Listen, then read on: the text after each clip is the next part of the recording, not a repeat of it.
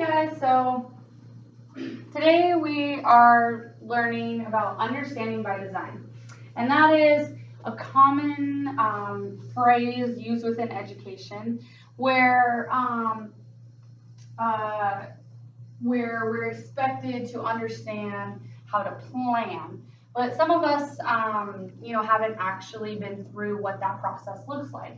So today we're going to go step by step, as it were, to really understand what is understanding by design and how are we expected here at Shadview to plan when we're meeting with our collaborative teams. And if we don't know what that looks like, then our planning can be less focused. So this will allow our planning to be very intentional and very focused. So let's look specifically at what understanding by design is. Now, sorry about that. Let me get this working. Understanding by design is has been set up with one big goal, and the goal being for students to be able to transfer their learning as they go. So we don't want them to be able to learn things in isolation that have no further meaning, but we want them to be able to transfer it to long-term memory and use it in the future. So as we one big key is this is not a philosophy. It's not just something like a theory. This is actually a framework in order to plan. So this will help us go step by step as we plan as a team. Okay. Now, this planning framework has three main steps through its process. The key being that we're starting from the end and we're working our way backwards. So sometimes you might have heard it called backward design. So going from the end and working our way backwards. So the first stage is to determine where you want to end up. So we need to know, like, where are we headed? Where do we want to be at the end of this road? Okay. And then the second would be to decide, like, how are we going to assess to know that our students actually understand that end goal? Otherwise, how are we going to know that they actually mastered that? And the final step would be to determine what are those small steps that will get us to where the students actually accomplish that and can demonstrate that they're able to do that final end goal. So there's an end goal in mind. We decide, okay, how are we going to know that they accomplished that goal, that they achieved that goal? And then finally, we're going to work backwards to decide, okay, how do we get from where they are now all the way to that goal? What are like those step-by-step lessons or content that they need to learn to finally be able to achieve that end goal? That way we're not just doing a little bit of this and a little bit of that, but that we're actually very purposeful in making strides towards our big goal. So let's take a deeper look at each of these steps. And today, what's actually awesome is you guys are going to get a chance with your team to get started on this and get a leg up on planning your coming unit. And so I'm glad you brought your materials today. We're going to actually be getting into those as a team. So as we go through this, we're going to pause and then work as teams to really get our hands dirty on how do we backwards plan. How do we backwards plan? So going to that first step, remember this is the question of where do we want to end up? So if we need to know where we want to end up, we don't just decide that arbitrarily. We use our standards. So you're going to pull up on your laptops, you're going to pull up either the pacing guide where the standards are typed out explicitly in there, or you can pull up the ADU website. But you need to go to somewhere where we have the standards listed out. and we need to make sure that we know our critical standards. So it is your turn. Okay, so today, with your team right now, I want you to go ahead and pull up your standards, and I want you to choose one subject area. So whether you choose math or reading is up to your team. But for the older grades, make sure you're doing your departmentalized group, and you can still work within your team to help one another out. If it's more helpful, 5th grade math can work with 6th grade math, and 5th grade reading with 6th grade reading if it's easier to work in contents, but make sure you're collaborating with someone nearby you. So you're going to pull up those standards, and we're going to deconstruct those a little bit in order to come up with like a very specific goal for our end in mind. So go ahead and pull that up. I'm going to give you guys some time to find one standard to focus on, and then we're going to come back together and talk about what to do next.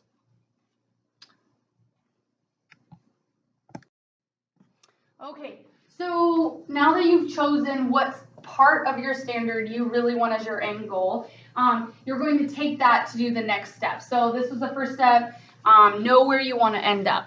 So we're going to go to our next step.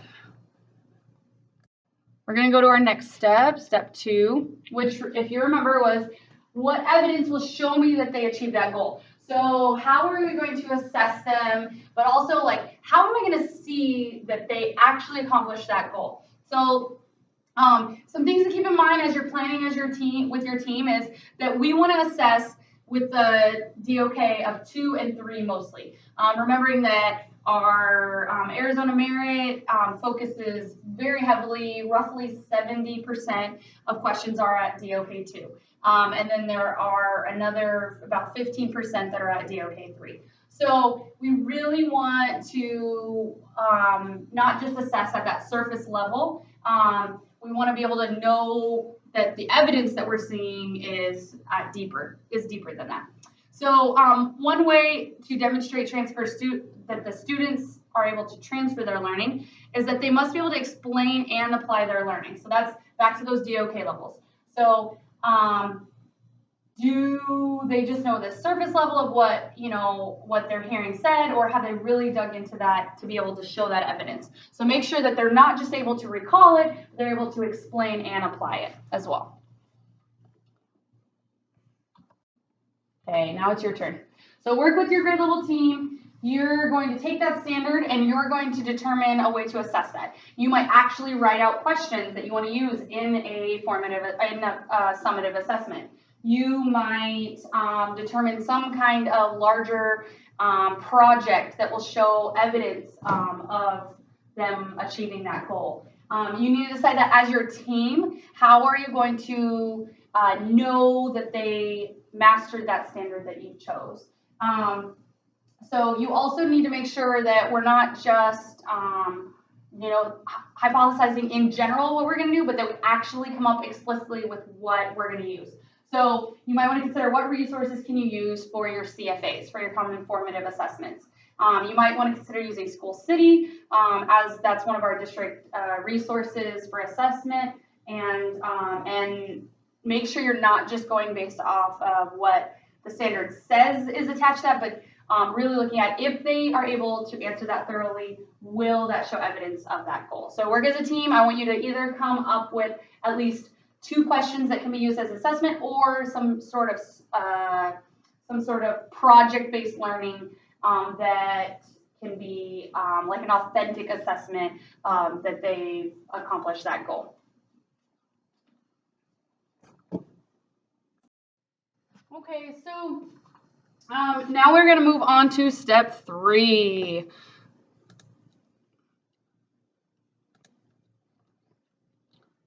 Let's try this again. There it is, step 3. Okay, so the step 3 is how will you be able to get them there? So we know where we're starting at. We've done our diagnostic testing, our pre-tests, our phonics screeners, our benchmark reading fluency. Now we know where we want them to end up because we looked at our standards and we've determined how we're going to assess that. But now we need to figure out how are we going to get them from there to here and what is a natural progression of that. So I want you to consider working backwards on, okay, if they need to be able to do this, what needs to come right before that? What needs to come before that? If they're starting here, what can come next to get us one step closer? And as we meet in the middle, we're going to find like what are some experiences that your students need to go through in order to really gain this learning and get there? What are some skills that maybe they don't have yet that need to be built into instruction in order to do that? And what sequence will make the most logical progression?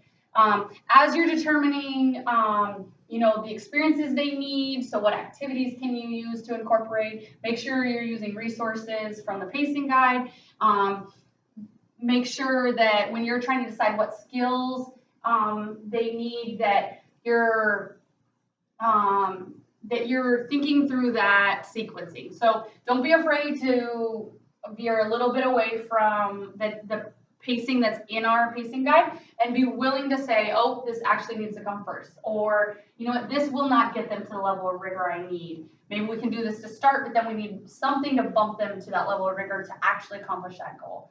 Because if they're not building up towards what we have determined as our end goal, then they will be lacking. So make sure that you're working as a team to determine, like, okay, what is going to be that that sequencing and those experiences that will lead them there. Make sure to include our inquiry if you're math, and really consider, does it need to be more of a project based? Does it need to be more of a direct instruction? Does it need to be more of an inquiry type experiences? So based on whatever your end goal is, you will need to determine those steps. Okay, so as your turn, you guys, you're working with your team, which lessons in the module should be prioritized? What ones are absolutely important to get your kids there? Which ones need to be skipped because they really do not get us there and actually are not relevant to this? Which ones can be skimmed because they are surface level or will not actually address the focus we need to get them there, or they're not to the rigor we need? Should any of the lessons be rearranged? So remember, you don't need to hold strictly to that pacing guide. You have those as resources, but you need to determine what your students are going to need to get to that end goal. And should there be any supplemental resources? We have many supplemental resources in the district. Remember, a lot of them are open resources online. We also have some like MobyMax and some technology resources if you're looking for it. For the writing teachers, we have some technology resource for you. So I'll come over and kind of give you some reminders of some of the district tech that we have involved. So think through that and go ahead, it's your turn. Okay, I did want to mention that second grade was discussing how to use the Chromebooks that are new in their class to really be able to do this. So they've determined some activities that can be done to really get them to what they need to using the Chromebooks, specifically in centers. And I liked how they talked about how they can still build their sequence of lessons, but then have that extra scaffolding in their centers. I also heard sixth grade talking about how they can make it more of a project and how to incorporate like each of these steps as adding a portion until the end they're able to produce something that they can present, and that will get them to their end goal. So I appreciate that you guys are sharing ideas and resources, but really what I want to remind you guys is that we're really thinking of that backwards planning. So understanding by design is